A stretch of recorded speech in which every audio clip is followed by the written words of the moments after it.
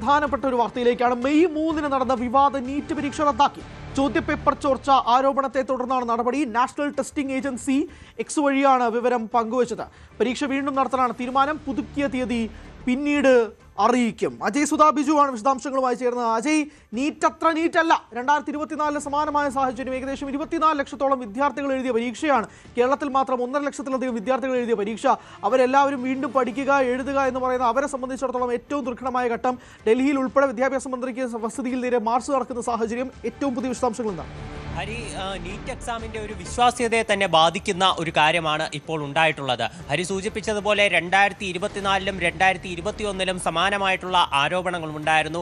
എന്നാൽ ഇപ്പോഴുള്ള ഒരു ലീക്ക് എന്ന് പറയുന്നത് അത് കുറച്ചുകൂടി ഗുരുതരമാണ് എന്നതാണ് ഇപ്പോൾ ആദ്യ പ്രാഥമിക ഘട്ടത്തിൽ അന്വേഷണം നടത്തിയ രാജസ്ഥാൻ പോലീസിന്റെ കണ്ടെത്തൽ. ഇതുവരെ 12 പേരെയാണ് ചോദ്യം ചെയ്തത്. കേസ് നിലവിൽ CBIക്ക് കൈമാറിയിട്ടുണ്ട്. ഇപ്പോൾ പ്രാഥമിക ഘട്ടത്തിൽ ഒരു ചോർച്ച നടന്നിട്ടുണ്ട് എന്ന് തന്നെയാണ് പോലീസിന്റെ വിലയിരുത്തൽ. ഇതിൽ തന്നെ പ്രധാന കണ്ടെത്തൽ എന്ന് പറയുന്നത് പ്രധാന പരീക്ഷയിൽ ഉണ്ടായിരുന്ന ഏതാണ്ട് 135 ചോദ്യങ്ങളാണ് ഇപ്പോൾ വാട്സപ്പ് വഴിയും അതുപോലെ മറ്റ് സാമൂഹിക മാധ്യമങ്ങൾ വഴിയും ചോർന്നിട്ടുള്ളത്. ഫിസിക്സ്, കെമിസ്ട്രി, ബോട്ടണി, സുവോളജി എന്നീ വിഷയങ്ങളിലുള്ള ചോദ്യങ്ങളാണ് പ്രധാനമായിട്ടും ചോർന്നത്. ഈ 410 ചോദ്യങ്ങളുള്ള ചോദ്യക്കടലാസിൽ ആകെ 180 ചോദ്യങ്ങളാണ് ഈ വിഷയങ്ങളിലായിട്ട് ഉണ്ടാവുക. ഈ 180 ചോദ്യങ്ങളിലെ 130 ചോദ്യങ്ങളും നേരത്തെ പ്രചരിപ്പിച്ച അതേപോലെ തന്നെയാണ് പ്രധാനപ്പെട്ട ചോദ്യം. ഈ മാതൃകാ ചോദ്യ പേപ്പർ അനുസരിച്ച് ഏകദേശം 600 മാർക്കിന്റെ ചോദ്യങ്ങളാണ്. ഇത് എവിടെ നിന്ന് വന്നു എന്നുള്ളത് ഞെട്ടിപ്പിക്കുന്ന കാര്യമല്ലേ? ഏറ്റവും പ്രധാനപ്പെട്ട പരീക്ഷയുടെ 600 മാർക്കിന്റെ മാതൃകാ ചോദ്യ പേപ്പർ ഉൾപ്പെടെ വരിക, അതേപടി വരിക എന്ന് പറയുമ്പോഴാണ് ഇതിന്റെ വിശ്വാസ്യത ചോദ്യം ചെയ്യപ്പെടുന്നത്. തീർച്ചയായിട്ടും ഈ 180 ചോദ്യങ്ങളിൽ എന്ന് പറഞ്ഞാൽ 45 ചോദ്യങ്ങൾ വീതമാണ് ഓരോ വിഷയങ്ങൾക്കുമുള്ളത്. അതായത് ഫിസിക്സിന്, കെമിസ്ട്രിക്ക്, ബോട്ടണിക്ക്, സുവോളജിക്ക് എല്ലാത്തിനും 45 ചോദ്യങ്ങൾ വീതം വരുന്നുണ്ട്. ഇതിൽ ഈ ചോദ്യങ്ങളിൽ അതായത് മൊത്തം 180 ചോദ്യങ്ങളാണ് വരുന്നത്. ഈ 180 ചോദ്യങ്ങളിലും 135 കറക്റ്റ് അതേപോലെ നേരത്തെ ചോർന്ന മാതൃകാ ചോദ്യ പേപ്പറിൽ ഉണ്ടായിരുന്നു. അപ്പോൾ ഇതിൽ തന്നെ ഒരു ഗുരുതരമായിട്ടുള്ള നിയമലംഘനം നടത്തിയതായിട്ടാണ് രാജസ്ഥാൻ പോലീസിന്റെ കണ്ടെത്തലുള്ളത്.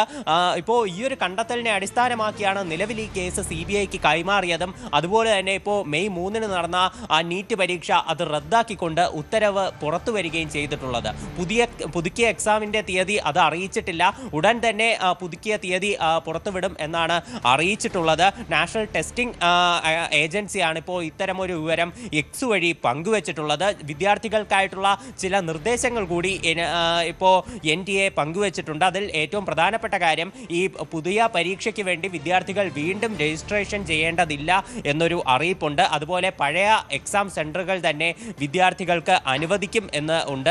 അതുപോലെ ഇനി മുൻപ് ഇപ്പോൾ അടച്ച പരീക്ഷാ ഫീസ് അത് നിങ്ങൾക്ക് വിദ്യാർത്ഥികൾക്ക് വേണ്ടി അത് റീഫണ്ട് ചെയ്യപ്പെടും. ഇനി കൂടുതൽ പൈസ അടയ്ക്കേണ്ട കാര്യമില്ല എന്നും NTA ഒരു അറിയിപ്പായിട്ട് നൽകുന്നുണ്ട്. അതുപോലെ ഇനി പുതുക്കിയ എക്സാമിന് വേണ്ടിയിട്ടുള്ള ഹാൾ ടിക്കറ്റുകളുടെ വിതരണവും ഉടൻ തന്നെ ആരംഭിക്കും എന്നുള്ള ഒരു അറിയിപ്പ് കൂടിയുണ്ട്. ഉടൻ തന്നെ ഇതിനു വേണ്ടിയിട്ടുള്ള നടപടികളും സ്വീകരിക്കും. അപ്പോൾ ഈ ഹാൾ ടിക്കറ്റ് ഉടൻ തന്നെ ഓൺലൈനായിട്ട് ലഭ്യമാകും. അപ്പോൾ ഇതായിരിക്കും ഇനി അടുത്ത പരീക്ഷയ്ക്ക് വേണ്ടി ഉപയോഗിക്കേണ്ടത്. ഈ പുതുക്കിയ തീയതി എന്തായാലും ഇപ്പോൾ നിലവിൽ പുറത്തു വന്നിട്ടുള്ള ഓർഡറിൽ പുതുക്കിയ തീയതി അറിയിച്ചിട്ടില്ല. അത് ഉടൻ തന്നെ അടുത്ത അപ്ഡേറ്റുകളിൽ അറിയിക്കുമെന്നാണ് ഒരു വിവരമുള്ളത്. ഇപ്പോൾ ഈ കേസുമായിട്ട് ബന്ധപ്പെട്ടിട്ടുള്ള കാര്യങ്ങൾ നോക്കുകയാണെങ്കിൽ നേരത്തെ സൂചിപ്പിച്ചതുപോലെ 12 പേരെ മാത്രമേ ചോദ്യം ചെയ്തിട്ടുള്ളൂ. ഇനി CBIക്ക് കൈമാറുന്നതോടുകൂടി ഇതിന്റെ കൂടുതൽ ചുരുളുകൾ അഴിയുമെന്ന് നമുക്ക് പ്രതീക്ഷിക്കാം.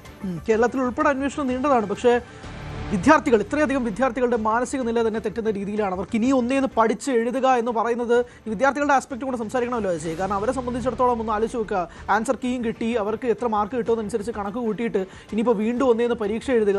ഇപ്പോൾ ഹോൾ ടിക്കറ്റ് പുതുതായിട്ട് രജിസ്റ്റർ ചെയ്യേണ്ട, പഴയത് തന്നെയാണ്, കൂടുതൽ പൈസ ഒന്നും കൊടുക്കേണ്ട എന്നൊക്കെ പറഞ്ഞാൽ പോലും ഇതൊന്നും അല്ലല്ലോ. പഠിക്കുന്ന വിദ്യാർത്ഥികൾ ആലോചിച്ച് നോക്കുക. എല്ലാം കട്ട് ചെയ്ത്, സോഷ്യൽ മീഡിയ കട്ട് ചെയ്ത്, പുറം ലോകം തന്നെ കട്ട് ചെയ്ത് അവർക്ക് എത്രമാത്രം മാനസിക സമ്മർദ്ദത്തിലാണ്, സ്ട്രെസ്സിലാണ് ഇതുപോലുള്ള പരീക്ഷകൾ എഴുതുന്നത്. അവരെ കൊണ്ട് വീണ്ടും ഇത് എഴുതിപ്പിക്കുക, അവർ പോലും ചെയ്യാത്ത ഒരു കുറ്റത്തിൻ്റെ പേരിൽ അടിച്ചേൽപ്പിക്കുക എന്ന് പറയുന്നത് എന്ത് ന്യായമാണ്?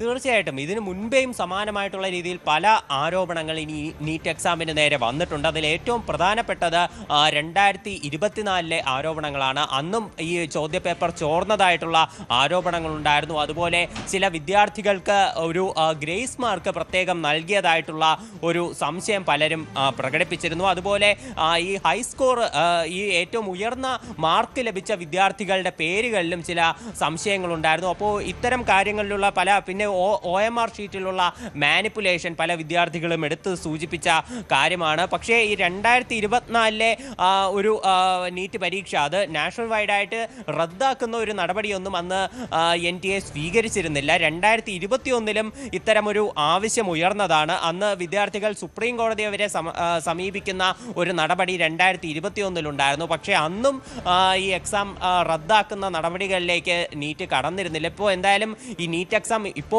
നിലവിൽ റദ്ദാക്കിക്കൊണ്ട് NTA ഉത്തരവിറക്കിയിട്ടുണ്ട്. തീർച്ചയായിട്ടും ഇപ്പോൾ നമ്മൾ ആദ്യം പറഞ്ഞതുപോലെ തന്നെ ഈ എക്സാമിൻ്റെ ഒരു വിശ്വാസ്യതയെ തന്നെ ബാധിക്കുന്ന ഒരു നടപടിയാണ്. തുടർച്ചയായ വർഷങ്ങളിലാണ് ഈ ചോദ്യപേപ്പർ ചോർന്നതും അതുപോലെ തന്നെ OMR ഷീറ്റിലെ മാനിപ്പുലേഷൻ, മാർക്കിലെ ക്രമക്കേട്, ഇത്തരം ഒരു വിഷയങ്ങൾ ആരോപിച്ചുകൊണ്ട് വിദ്യാർത്ഥികൾ രംഗത്തെത്തുന്നത് ഈ അടുത്ത വർഷങ്ങളിലാണ്. 2021, 24 അതുപോലെ 26 ഈ വർഷവും. അപ്പോൾ തുടർച്ചയായിട്ട് ഇത്തരം ആരോപണങ്ങൾ ഉന്നയിക്കപ്പെടുന്നത് അത് തീർച്ചയായിട്ടും ഈ പരീക്ഷ കൂടുതൽ ഒരു സുരക്ഷിതമായിട്ടും അതുപോലെ മറ്റ് നടപടിക്രമങ്ങളെല്ലാം സ്വീകരിച്ചുകൊണ്ട് കൂടുതൽ എല്ലാ നീക്കങ്ങളും ഇതിനെ സംബന്ധിച്ച് അത് കൂടുതൽ ഒരു ചട്ടക്കൂടിലാക്കണം എന്നത് തന്നെയാണ് നമുക്ക് നിലവിൽ വ്യക്തമാക്കുന്നത്. തീർച്ചയായിട്ടും വിദ്യാർത്ഥികളെ സംബന്ധിച്ചൊരു ഇരുട്ടടി തന്നെയാണ്. പഠിച്ച് പരീക്ഷ എഴുതി ഇത്രയും ദിവസങ്ങൾ പിന്നിട്ട് കഴിഞ്ഞു. അപ്പോൾ വീണ്ടും ഇനി ഒരു എക്സാം ഇനി വീണ്ടും എഴുതുക എന്ന് പറയുന്ന വിദ്യാർത്ഥികളെ സംബന്ധിച്ച് വലിയൊരു അടിയാണ്. ഒരുപാട് പേർ ഈ മെഡിക്കൽ സീറ്റും അതുപോലെ എഞ്ചിനീയറിംഗ് സീറ്റും എല്ലാം സ്വപ്നം കണ്ട് ദിവസങ്ങളോളം ഉറക്കമുളച്ചിരുന്ന് പഠിച്ച് പരീക്ഷ എഴുതി അതെല്ലാം ഒരു ദിവസം കൊണ്ട് പാഴായി പോകുന്നു എന്നുള്ള ഒരു അറിയിപ്പ് അത് എല്ലാവർക്കും അത് തീർച്ചയായിട്ടും ഒരു വലിയ മാനസിക പ്രയാസം തന്നെയാണ്. വിദ്യാർത്ഥികൾക്ക് തന്നെ അതിൻ്റെ ഒരു കാര്യങ്ങൾ അവരുടെ ഒരു മാനസികാവസ്ഥ അത് അവർക്ക് തന്നെ ആയിരിക്കും പറഞ്ഞാൽ മനസ്സിലാവുക. പക്ഷേ ഇതിൽ ആത്യന്തികമായിട്ടുള്ളൊരു കാര്യം നോക്കുകയാണെങ്കിൽ ഈ ചോദ്യപേപ്പർ ചോർന്നത് അതിപ്പോൾ അന്വേഷണം നടന്നുകൊണ്ടിരിക്കുന്ന കാര്യമാണ്. പ്രാഥമിക അന്വേഷണത്തിൽ സത്യമാണെന്നത് ഉൾപ്പെടെയാണ് തെളിഞ്ഞിരിക്കുന്നത്. അപ്പോൾ ഒരു പരീക്ഷയുടെ ഒരു ഗുണഭോക്താക്കൾ കുറച്ചു പേർ മാത്രം ആയി ഒതുങ്ങിപ്പോകരുത് എന്നൊരു വസ്തുത കൂടി അതിൽ നിലനിൽക്കുന്നുണ്ട്. ഇതിലൊരു ക്രമക്കേട് നടന്നിട്ടുണ്ടെങ്കിൽ അതിൻ്റെ ഒരു ഗുണം അത് കുറച്ച് വിദ്യാർത്ഥികൾക്ക് മാത്രം ലഭിച്ചുകൂടാ.